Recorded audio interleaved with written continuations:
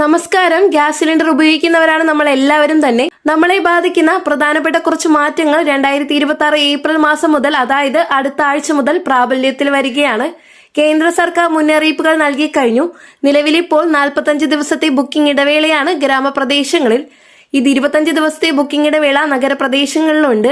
ഈ ബുക്കിംഗ് ഇടവേളകളിൽ മാറ്റമുണ്ടാകുമെന്നുള്ള പ്രധാന അറിയിപ്പ് വരുന്നു. അതായത് ചിലപ്പോൾ ഈ ഇടവേള നീട്ടുകയോ അല്ലെങ്കിൽ ചുരുക്കുകയോ ചെയ്തേക്കാം. ഇനി അത് മാത്രമല്ല, ഈ മാർച്ച് മാസം നിലവിലുണ്ടായിരുന്ന വിലയിൽ വർധനവുണ്ടായത് ഏകദേശം 60 രൂപയോളമാണ്. 922 രൂപ ഒരു ഗ്യാസ് സിലിണ്ടർ എടുക്കുന്നതിന് നമുക്കിപ്പോൾ ചിലവാകുന്നുണ്ട്. ഇതിന് പുറമെ ട്രാൻസ്പോർട്ടേഷൻ ചാർജുകൾ എക്സ്ട്രയാണ് വരുന്നത്. അത് 50 രൂപ അല്ലെങ്കിൽ പരമാവധി 60 മുതൽ 70 രൂപ വരെ ചില ഏജൻസികൾ ഈടാക്കുകയും ചെയ്യുന്നുണ്ട്. അതുകൊണ്ട് ഈ കാര്യം കൂടി തീർച്ചയായിട്ടും നിങ്ങൾ ശ്രദ്ധിക്കണം. വീണ്ടും ഒരു തുക വർധനവിന് സാധ്യതയുള്ളതായിട്ടാണ് നിലവിലെ സൂചനകൾ വരുന്നത്.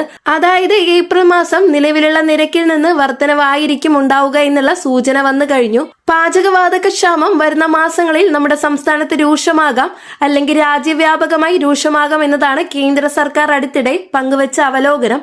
അതുകൊണ്ട് തന്നെ തീർച്ചയായിട്ടും ശ്രദ്ധിക്കുക. 45 ദിവസത്തെ അല്ലെങ്കിൽ 25 ദിവസത്തെ ബുക്കിംഗ് ഇടവേള കഴിഞ്ഞാൽ എത്രയും വേഗം ഒരു ഗ്യാസ് സിലിണ്ടർ എങ്കിലും ബുക്ക് ചെയ്ത് റീഫിൽ ചെയ്ത് വെക്കുന്നതിന് ശ്രദ്ധിക്കണം.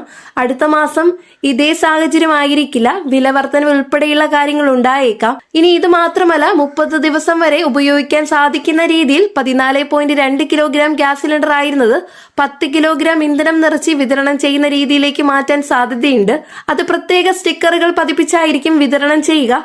14.2 കിലോഗ്രാം ശേഷിയുള്ള LPG ഗ്യാസ് സിലിണ്ടറിൽ 10 കിലോഗ്രാം മാത്രം നിറച്ച് നിലവിലെ ക്ഷാമം പരിഹരിക്കാൻ പുതിയ നിർദ്ദേശം വന്നിട്ടുണ്ട്. ഒരുപക്ഷെ കേന്ദ്ര സർക്കാർ ഇത് സ്വീകരിക്കുകയാണെങ്കിൽ ഏപ്രിൽ മാസം മുതൽ ഈ രീതി ഗ്യാസ് സിലിണ്ടർ ലഭിക്കാം. അപ്പോൾ 600 രൂപ മുതൽ 700 റേഞ്ചിലായിരിക്കും ലഭിക്കുക. പക്ഷേ മുമ്പ് ലഭിച്ചതുപോലെ പൂർണ്ണമായി നിറച്ചതായിരിക്കില്ല. 10 കിലോഗ്രാം ഇന്ധനം മാത്രമായിരിക്കും ഉണ്ടായിരിക്കുക. ഇത് കൃത്യമായി അറിയിക്കുന്നതിന് സ്റ്റിക്കറുകളും ഉണ്ടായിരിക്കുന്നതായിരിക്കും. ഇത് നിലവിലുള്ള ക്ഷാമം പരിഹരിച്ച് എല്ലാവർക്കും ഇന്ധനം ലഭ്യമാകുന്നതിനുള്ള ക്രമീകരണങ്ങളുടെ ഭാഗമായിട്ടാണ് കേന്ദ്ര സർക്കാർ പരിഗണിക്കുന്നത്. എന്നാൽ ഇത് ഔദ്യോഗികമായിട്ട് പ്രഖ്യാപിച്ചിട്ടില്ല. നിലവിൽ ഈ സംവിധാനം സ്വീകരിക്കേണ്ടി വരാമെന്നതിനാൽ വിതരണ കമ്പനികൾക്ക് തയ്യാറെടുപ്പുകൾ ആരംഭിക്കാൻ നിർദ്ദേശം നൽകിയിട്ടുണ്ട്. അങ്ങനെ വന്നാൽ ഏപ്രിൽ മാസം മുതൽ ഇന്ധനത്തിന്റെ അളവിൽ കുറവുണ്ടാകാനും നിരക്കിലും മാറ്റങ്ങൾ വരാനും സാധ്യതയുണ്ട്. അപ്പോൾ ഗ്യാസ് സിലിണ്ടറുകളുമായി ബന്ധപ്പെട്ട പ്രധാന ചില കാര്യങ്ങൾ ഇപ്രാവശ്യം നിങ്ങൾ ശ്രദ്ധിച്ചിരിക്കണം. ഏപ്രിൽ മാസം മുതൽ വലിയ മാറ്റങ്ങൾ ഉണ്ടാകാൻ സാധ്യതയുണ്ട്. നിലവിലെ ബുക്കിംഗ് ഇടവേള കഴിഞ്ഞവരാണെങ്കിൽ ഉടൻ തന്നെ ഗ്യാസ് സിലിണ്ടർ ബുക്ക് ചെയ്യുന്നതിന് ശ്രദ്ധിക്കണം. റീഫിൽ ബുക്കിംഗിനായി കമ്പനികളുടെ ടോൾ ഫ്രീ നമ്പറുകൾ ഉപയോഗിക്കുക, അല്ലെങ്കിൽ ഏജൻസിയെ നേരിട്ട് ബന്ധപ്പെടുക. വാട്സപ്പ് വഴിയും ബുക്ക് ചെയ്യാനായിട്ട് സാധിക്കുന്നതാണ്. മറ്റു തട്ടിപ്പുകളിൽ പെടാതിരിക്കാൻ പ്രത്യേകം ശ്രദ്ധിക്കുക. വാട്സപ്പിൽ കാണുന്ന മറ്റ് ആപ്ലിക്കേഷനുകൾ ഡൗൺലോഡ് ചെയ്യാതിരിക്കുക.